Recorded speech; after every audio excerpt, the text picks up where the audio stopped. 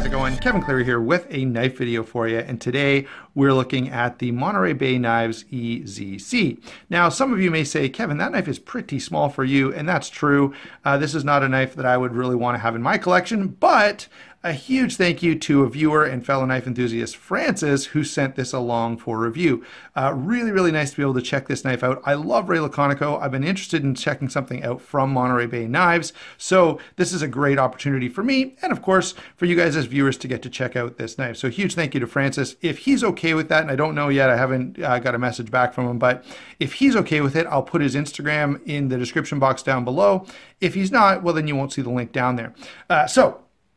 Let's go ahead and first talk about Monterey Bay Knives a little bit and Ray Laconico, and then we'll get into the specifics of this knife here. So Monterey Bay Knives is an effort by Ray Laconico to essentially make production versions of his custom knives. Lots of guys have done that. I'm pretty stoked that Ray Laconico has done it because I'm a big fan of his work.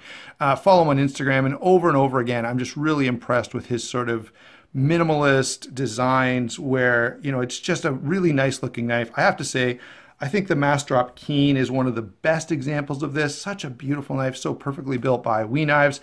This one is built by Kaiser, and it's a very well done Kaiser. They obviously have the ability to do some really nice stuff, and they have done so in this particular case. So now we can get into the specifics of the knife now that we've gotten all that stuff out of the way. I guess I will put just a link in the description box as well to Monterey Bay Knives, although I think these are currently sold out. I suspect if you join their email list, they'll let you know when they have them available. So finally, after 1 minute and 46 seconds, I can start talking about the knife. This is smaller than I like, okay, guys? This knife is rather little at 6 7/8 overall, 2 7/8 inches on the blade, 3 15/16 when closed. So that's just a hair under 4 inches. And this guy weighs in at 3 ounces. So very lightweight, very little knife. For me, this is not enough knife. I like to carry something bigger, but I can absolutely see the appeal. And perhaps if I worked in, you know, an office with a bunch of cubicles and stuff like that all the time, I would find this knife more appealing in terms of a carry. In terms of just a really well-built knife that's really cool, I absolutely find it appealing just as it is. So, starting with the blade, we have this really nice flat grind, stonewash finish, S35 VN, nice and thin behind the edge, fairly thin blade stock. So this is definitely going to be a slicey little knife.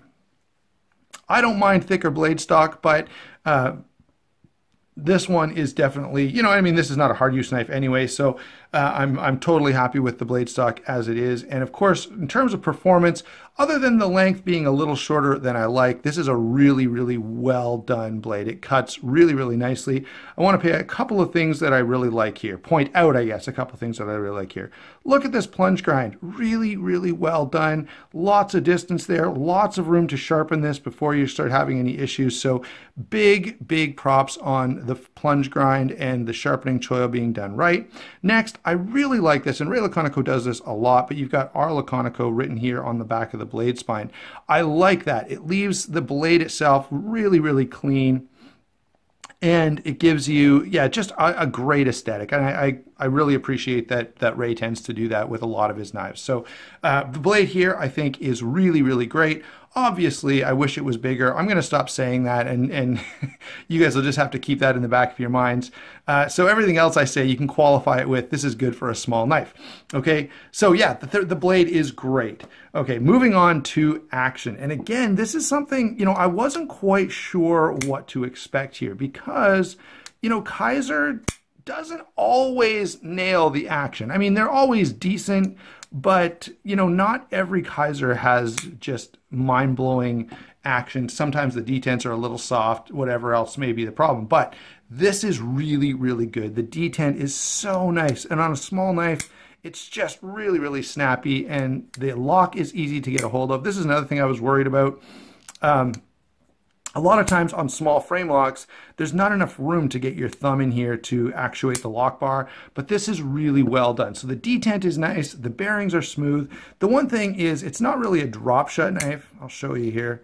It probably could be if you messed around with it, but the blade is just so small and lightweight that it really doesn't have the weight, I don't think, to pull itself closed. If this was a, you know, 3.5-inch blade, then I think it would absolutely be drop shut. because it is very smooth. So yeah, action, lockup, and deployment, very, very nice, very solid, no blade play of any kind, which is, you know, I wouldn't really anticipate this on a Kaiser. It's not really something you see with them.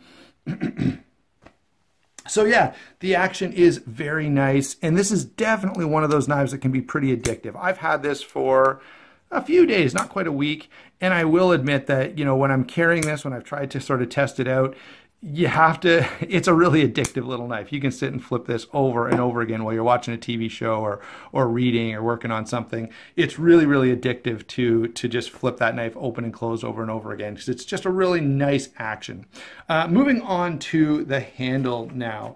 The handle has got, you know, that sort of bead blasted-ish Kaiser finish that we're used to seeing from Kaiser. I love the fact that we've got this really nice decorative pivot here.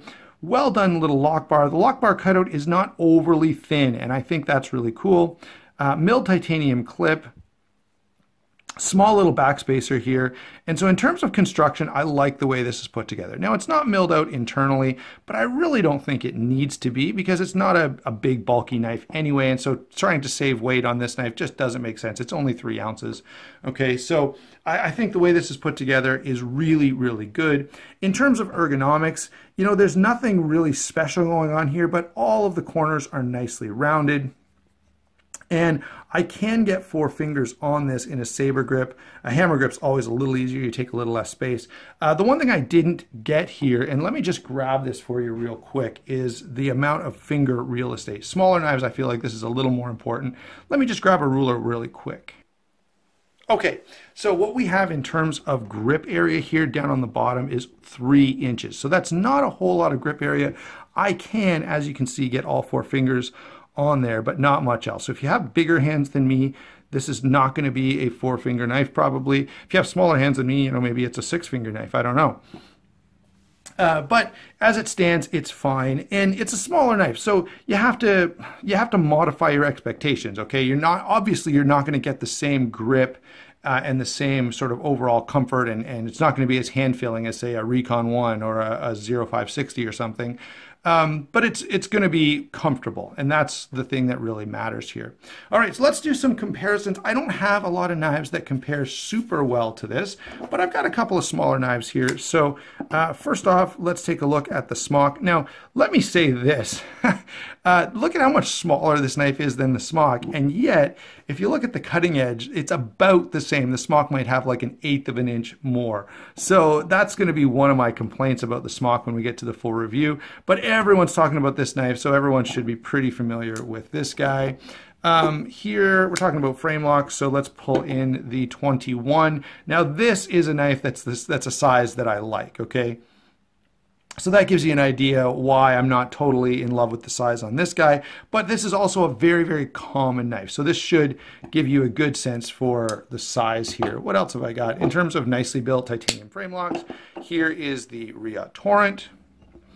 And let's grab, I've got a couple of smaller knives here. They're still bigger than this, but they're not massive, and maybe, again, would give you some idea of how this stacks up. So here's the Real Steel, which one is this one? The Metamorph, and here's the Real Steel Griffin. Both of these are smaller knives, but they're both 8 inches. So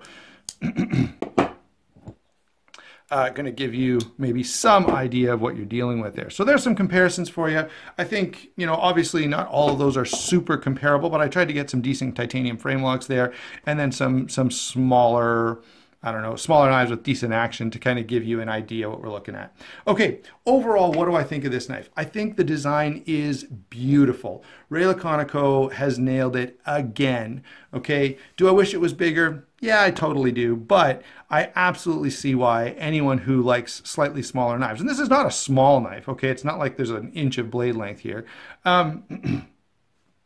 So I get why anyone would really, really like this knife. It's highly attractive. The minimalism here is just perfectly executed. Great blade that's going to cut really well in a good steel S35VN. I don't even know if I mentioned S35VN, but it is. And so, yeah, I think this is a really, really nice knife. I did do a little bit of searching to see if there were some problems with them. I always try to do that before a review, and nothing really popped up as, you know, all of these knives have blade play or lock stick or something like that. Everything is good to go. So I think if you like this design as much as I do, and if you like smaller knives more than I do, I think you're really doing yourself a favor to pick one of these up. The price point is like 180 bucks, which I feel like is very reasonable. I figure, you know, this is a great way to get yourself a really nice Laconico design that's going to be highly functional, highly attractive. And of course, the size, one benefit of it is that it's not a super scary knife. So this is a great knife to carry, you know, at the office, or if you're going out, or, you know, it's kind of a gentleman's folder. So really, really well done. Again, a huge thank you to Francis for sending this along. Hopefully you enjoyed the video. I'd love to hear your thoughts down below. And I can't wait to see what Monterey Bay Knives comes up with. Ray Laconico, if you're ever watching this, I'd love to see something in a 3.5-inch blade from you guys, and then maybe I'll add one to my collection. Thanks for watching. Don't forget to like and subscribe, and we'll talk to you soon.